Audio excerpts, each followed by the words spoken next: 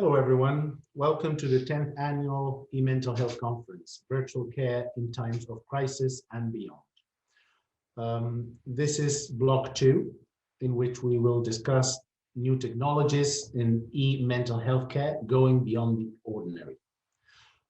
We have a very, I think, interesting and exciting set of presentations, the keynote presentation, and then some workshops. The workshops will cover how to develop and implement chatbots, how to leverage artificial intelligence for e-mental health, how to use gaming in the space of mental health care, how to put artificial intelligence into the practice of mental health, how to collect and use data to fuel service innovation, and how to use predictive modeling to assess the risk of overdose. But before that, we will have the pleasure of listening to and seeing Munmun De Choudhury. She's associate professor in the School of Interactive Computing at Georgia Tech. She trained as a computer scientist, did a postdoc at Microsoft Research, got her PhD from Arizona State, and spent some time at Rutgers and Harvard. Her research focused on how the availability of large-scale online social data, machine learning, and human-centered approaches can help understand social lives and mental health, as well as improve access to care. She leads the Social Dynamics and Wellbeing Lab, which studies and analyzes social media responsibly and ethically, and seeks to derive computational, large-scale, data-driven insights and develop mechanisms for improving our well-being and mental health. She has been supported by the NIH, the National Science Foundation, the CDC, and others in excess of $14 million. So a very successful and interesting program of research. So without further ado, let's hear what Munmun De Choudhury has to say. Hello, everybody. This is Munmun De Choudhury. I am currently an associate professor of interactive computing at Georgia Tech, and it is my absolute pleasure and honor to have the opportunity to speak with you today, and I deeply appreciate this invitation. So my talk today will review some of the work that we have been doing at the intersection of social media and mental health over the past several years, and my talk is titled Opportunities and Challenges of Social Media in Digital Mental Health. I would like to start with my financial disclosures. That includes research support that I have received from different institutions, federal agencies, and industry in the past, as well as my relationships with other organizations in the form of financial incentives, as well as service on advisory boards. In terms of management of my conflict, I would like to note that the work that I'm going to be presenting is supported by federal funds, such as from the NIH, but the work that I'll be presenting does only reflects the views of the authors and the researchers of the work, and not necessarily the official position of the sponsors who supported this work. All right, so as we all know, powered by the data and digital traces that are being left behind today by millions of individuals on different online and social media platforms, over the past decade and a half, there has been a renewed interest in appropriating this data for a variety of different purposes. There is a new field now called the computational social science field, where you have computer scientists and social scientists working together and who are making very significant strides into improving our understanding of a variety of different aspects of human behavior as well as different social phenomena. And these data have provided us new ways that we can use to measure our interactions socially, our moods and emotions, our ideologies, and our collective action. And then computational social scientists have also started to make very significant contributions when it comes to improving our understanding of different events in the real world, the outcomes of those events, the impacts of those events, crisis that we face as a society at different points in time, our civic engagement around those incidents and topics in the society, and then importantly, health and well-being. a topic that is closely related to this conference.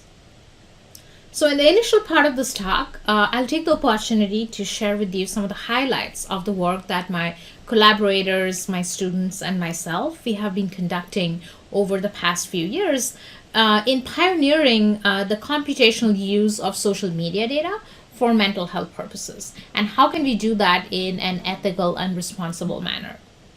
And then I will spend large parts of the talk discussing sort of the next frontier of this research, and particularly how synergistic and participatory approaches that combine social science with clinical insights and clinical theories and approaches can allow us to fully realize the potential that lies in these computational uses of social media data in a way that would benefit the different stakeholders of mental health, whether it is the people with the lived experiences or those who care about their health, while also reducing the risk of harm. All right, so now to highlight some of the work that we have been doing in this space around computational uses of social media data for mental health purposes, we will use an ecological approach, meaning that we will talk about the impacts and uses of these data sources at the level of the individual, then at the level of the communities, and then finally at the level of populations. So let's start with the individual. So focusing on the individual, our earliest work in this space, it sought to test the feasibility of social media data in providing insights about our psychological state and our forthcoming risk to mental health concerns. So in this work that is from a few years ago, we started by looking at major life events, and we wanted to study how social media data could be a mechanism for us to understand what kind of psychological and mental health challenges people experience around these major life events. We took one major life event as an example, and that was childbirth, and we were looking at new moms who went to Twitter or went to Facebook and announced that they had a child. For those new moms who had announced a childbirth, we then went back to their Twitter timelines or Facebook timelines and collected all of the postings that they had made over a 9-month period preceding the childbirth and then another 9-month period succeeding the childbirth. So now we began to devise computational approaches to measure what is it that these new moms were saying in the period before and the period after these reported childbirths. When we analyzed the data, we did see some expected patterns and changes in behavior that you would expect for any new mother. That included things such as experiences of baby blues. But for about 15 to 25% of the new moms in our data set, we saw a pattern of changes that indicated risks of postpartum depression. So these indicated in social media behavior measures such as reduced activity on the platforms, reduced social interaction, more negative affect, lesser psychological arousal in the emotions expressed, and then importantly, greater use of first-person pronouns, which are indicative of a greater self-attentional focus. We conjecture that these signals might be related to the mental health or particularly postpartum depression in these new moms. So we set out on a second study to validate that conjecture. We focused on Facebook in this work to establish generalizability, and then we administered the PHQ-9, the Patient Health Questionnaire 9 survey, among the new moms, and we obtained their consent to access their Facebook data. We found that the observations we had on the Twitter data replicated in the Facebook context, in that these similar changes in behavior and similar changes in mood that we observed in the case of Twitter kind of extended in the context of Facebook. And not just that, a lot of these change measures that I just described, such as more negative emotion and greater self-attentional focus, they actually correlated well with higher scores on the PHQ-9 response. So now we wanted to ask the question that, okay, this is great that these two are correlated, but can we now use this data source to predict forthcoming risk? And we found that by building machine learning and forecasting models, we could simply look at the data from preceding the reported childbirth period to then identify which new moms were at risk of going forward and developing symptoms of postpartum depression. This opens up lots of opportunities to think about interventions to support people, especially because we could forecast forthcoming risk ahead of time. So now, using the ecological lens, let's move on to the community level. For communities, here I'm talking about situated communities such as college campuses, where you have individuals who are geographically co-located, but who also share a sense of identity and a set of shared experiences. So here we wanted to look at whether social media data could be a mechanism for us to understand and identify what kind of experiences and mental health concerns these communities experience in the aftermath of crisis events. So as an example of a crisis event, we looked at mass shootings and gun violence incidents that impacted 12 universities in the US over a period of 5 years between 2012 and 16. And we looked at Reddit communities, which are essentially platforms and groups where people can come. There is a common topic that people discuss. In this case, the topic being a student at one of these universities. We analyze the language, we analyze the words and the phrases that people use in their postings on the Reddit forum, and we looked at a period of time before and after these mass shooting incidents. What we found, probably expectedly, is that by looking at a 30-day period after these gun violence incidents, there was a sharp increase in the experiences of stress and anxiety in these communities.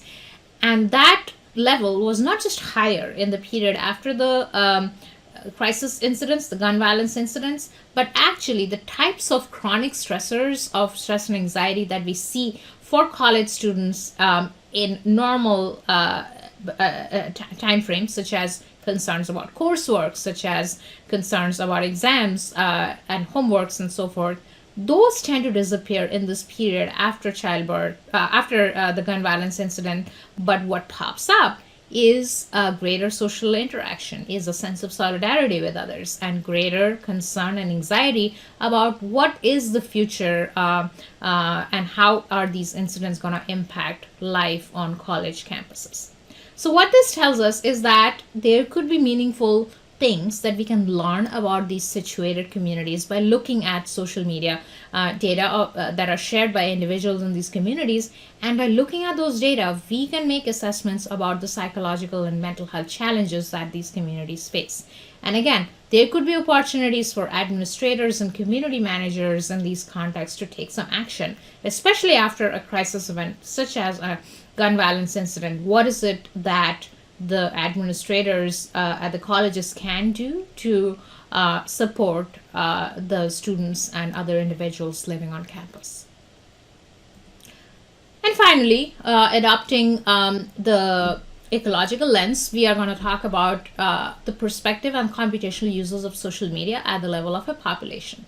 So this work was sort of an exercise in epidemiology, computational epidemiology and public health, and we were interested to see to what extent social media could be essentially a lens for us to understand experiences and prevalences of depression throughout the country.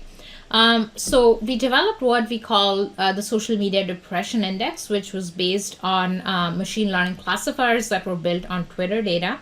And these classifiers were trained on responses on a validated screening questionnaire of depression known as the CESD. And then we applied that classifier to identify whether any given post on Twitter could be indicative of depression or not. What did we find with this depression index? So there are two maps on this slide. You have a map on the right, which is the map and how it looks like when we apply the social media depression index and overlay it over the different US states. And then on the left, you have what we call the gold standard data, or the actual prevalences of depression that are reported by the Centers for Disease Control in the US through the Behavioral Risk Factor Surveillance Survey. You could just eyeball the two maps and you would notice that there is significant correspondence between the color of the different states. So light corresponds with light and dark corresponds with dark. But it's not just a matter of correlation when it comes to this index and what we can learn about population when it comes to their mental health. But because of the unobtrusive and the real-time nature of social media data, these measures could be computed much faster, and you don't have to wait years and wait on self-reported data to learn about the prevalences of depression in different subpopulations and different sociodemographic groups, as well as its spatiotemporal patterns of variation. So, for instance, if you look at the charts below, we would notice that actually with this index, we can learn about how experiences of depression vary across women and men, how it varies across different times of the day, and how it differs across different parts of the country over different points in time and in the year. So, for instance, levels of depression on Twitter tend to be higher during the night and early in the morning compared to during the day. And then it also has a seasonal pattern to it where we see the prevalences to be much higher during the winter and early spring and lower during summer and fall. All right. So, you might be wondering, what is the next step in this line of research, right? Are we ready for real-world deployment or uses of these models or these computational approaches? And what would be the best way to do that? So let us talk about what these promising potential uses could be. So one potential use that commonly comes to mind is the ability to proactively connect people who are in need of help and who are in distress with timely and proactive resources. That could be in the form of helplines, in the form of counselors, in the form of connecting them with formal or informal treatment. And how can technology be leveraged to make that intervention? Then there is also immense potential, especially talking about the communities and the populations. There could be administrators or organizers or even other stakeholders, such as public health agencies, to be able to harness these algorithmic insights to influence policy and decision making. But then the question arises is that what is it that is preventing us from pursuing these directions, right? So let's take a look at that. So I would note there are three issues that we need to pay attention to and address before we can fully realize the potential of these data and algorithmic insights. First of all, how should these algorithms that infer, mental health states of people, how should they negotiate people's needs, their demands, their expectations, and do so in a way that doesn't take away their agency, right? Then there's the question of how should we navigate power asymmetries, such as between patients, caregivers, interventionists, clinicians, insurance companies, and so forth, that characterize existing institutions of mental health treatment and care, and how can these technologies and algorithms ensure that these power asymmetries are not exacerbated when a technology is brought into the picture. Next, there are questions of how we can prevent bad actors from abusing these algorithms, or sometimes even well-meaning stakeholders who want to deploy these algorithms in a way that ends up helping them rather than harming them. And of course, there are plenty of questions about ethics. How do we consent people, right? I mean, we are using public data in most of the work from social media, but then we are still inferring very sensitive attributes of people. And what is the way that we can consent these people, although this doesn't technically qualify as human subjects research because of a lack of interaction with them.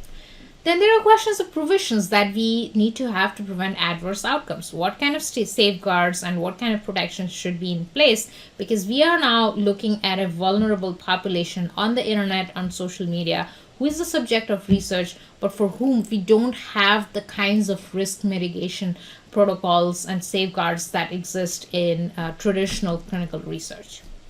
And then there is a question of computer scientists who are participating in this research, who don't necessarily have the training to engage with a vulnerable population like this. So it brings up the questions of social and moral responsibility of these researchers in minimizing potential for harm.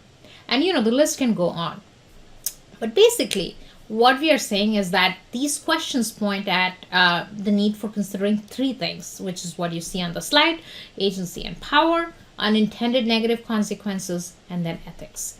And these have to be part of the research process itself if we are to ensure that, the potential that we see in computational uses of social media data for mental health, if we are to benefit from them in the real world in practical clinical settings, we have to navigate and find ways to overcome these challenges that we just discussed. So in the remainder few minutes, I'm going to be talking about how do we go about making that happen, and what is a theoretical lens that we can adopt that would allow us to make these important changes in the research paradigm. The research lens I'm talking about here is called the Action Research Framework. It's a philosophy and it's also a methodology of research that is typically prevalent in the qualitative social sciences. It goes all the way back to 1944 and attributed to Kurt Lewin, who was a sociologist. And then the key thing about action research is that it seeks for transformative change, and it does so through the simultaneous process of taking action and doing research. And these two components are linked together by critical reflection. So in many ways, action research is a spiral of steps. It's an iterative process. But the challenge is that, as beautiful as this framework is, currently there is no formal guidance on how you would do computational work using such a participatory action research paradigm. So the project I'm going to be discussing in the remainder few minutes provides a way for us to think about incorporating and adopting the action research participatory approach in the context of supporting and improving mental health outcomes. The research that I'm talking about here is a partnership between my lab at Georgia Tech and Northwell Health. So Northwell Health, you might be aware, is a big health system based out of the state of New York, and they obviously provide treatment to people, but also they do cutting edge research around how to improve treatment and care to individuals, such as individuals with severe mental illnesses. So our project is called Thrive, and our main idea here is to be able to think about next generation clinical tools. And these clinical tools are the ones we're envisioning will be powered by patient social media data, and they will provide valuable insights that the clinicians can use to provide evidence-based treatment, to tailor treatment to the needs of the patients and the situations of the patients, and then the potential to also develop tools that would empower the patients themselves so that they can be a more active participant, a more aware participant in their treatment process. The question that we are investigating here concerns relapse. And I'm guessing a lot of you know relapse in conditions like schizophrenia are pretty severe. Although schizophrenia only affects about 1% of the world's population, but if you look at the people who are even receiving treatment for schizophrenia, even under treatment, about 80% of patients are actually known to relapse in 5 years. So a question that has puzzled clinicians for many decades now is early identification of relapse, which currently is incredibly difficult and is primarily retrospective, in that the clinician gets to know about a relapse only after the relapse has happened, which is when the patient shows up for a consultation or the patient has to be hospitalized because the symptoms are simply too grave to be ignored otherwise. How do we change the status quo though? Can we use social media data to identify markers and precipitants of relapse, which could then question and change the status quo, because it would provide information to the clinicians much ahead of time, and this could open up a window of opportunity where they could then change or tailor the treatment as per the needs of the patient. So as you can imagine, patients are a very important stakeholder in this research because, it is ultimately them whose data will power the investigations and who will ultimately benefit from the models that we are developing. So using the action research framework, we had the flexibility to incorporate such stakeholder views in the research process. We undertook a number of surveys and interview studies, results of whom I'm not including in this discussion. But what we found is that there was overwhelming support for this research among people with lived experiences. And patients recognized the value that volunteering this kind of data, such as social media data, could actually bring an important and meaningful difference to their own health and hopefully the health of a number of their peers. So, following these insights, over the last 3 years, we have been recruiting patients, and this work reflects our study when we had collected a little over 100 patients with a psychotic disorder, such as schizophrenia spectrum disorder, and about half of that population has had at least one relapse-related hospitalization recorded in our electronic medical records. All of these individuals agreed to share their Facebook data with us, which gave us tremendous opportunities to undertake the relapse prediction work. So now let me tell you a little bit about the considerations in our modeling approach. So modeling approach was guided through our discussions with our clinical partners as a part of the action research framework. And what became apparent to us was these unique properties of this context. So relapse events are multifactorial and they manifest in many different ways in different people. In a sense, they have there is a lot of clinical heterogeneity in this experience. And then not just that, there are actually no true positives or true negatives in this setup because any individual has a likelihood of, relapse at any point in time into the future. So it makes it very difficult to apply traditional machine learning, such as supervised learning approaches, for this modeling task. And then the final challenge is that relapses are also very rare. So to overcome these challenges, to counteract this reality, and also to make sure that our algorithms that we develop are actually practically usable, we modeled the relapse prediction as an anomaly detection problem. So we had these periods of health for every patient, and then we had these periods of relapse, which was a month of data preceding a reported hospitalization. What did we find? We found that our models did very well in terms of specificity, meaning that the model was good at predicting relapses, which were actually relapses. But then where our model didn't do so well in is in terms of sensitivity here, which is that our model thought certain periods were relapse periods, but in our actual data, they were not recorded as relapses, but instead recorded as healthy periods. So what explains this discrepancy? To investigate that, we conducted an evaluation via clinical chart reviews from the electronic medical records. And we found that for the misidentified periods, there was actually signals and information recorded by the clinician. So in about 90% of these cases, the clinician actually had recorded in the clinical chart review that this person had some level of exacerbated symptom. But at that point in time, this clinician did not judge these symptoms to be severe enough that would warrant a hospitalization. But because our algorithm was looking at the Facebook data of these patients and it picked up on those exacerbated symptoms, it considered the period succeeding those changes to be a period preceding a relapse. So performances aside, what are the major takeaways of this work?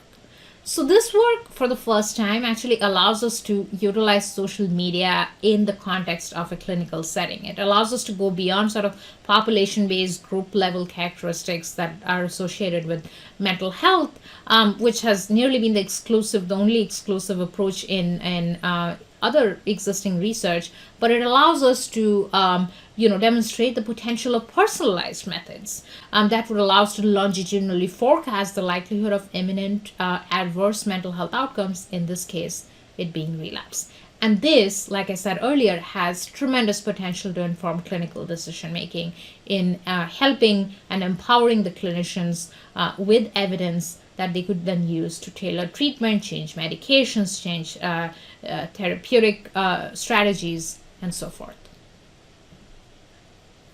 So let me now start to wrap up, and I want to leave you with two thoughts here.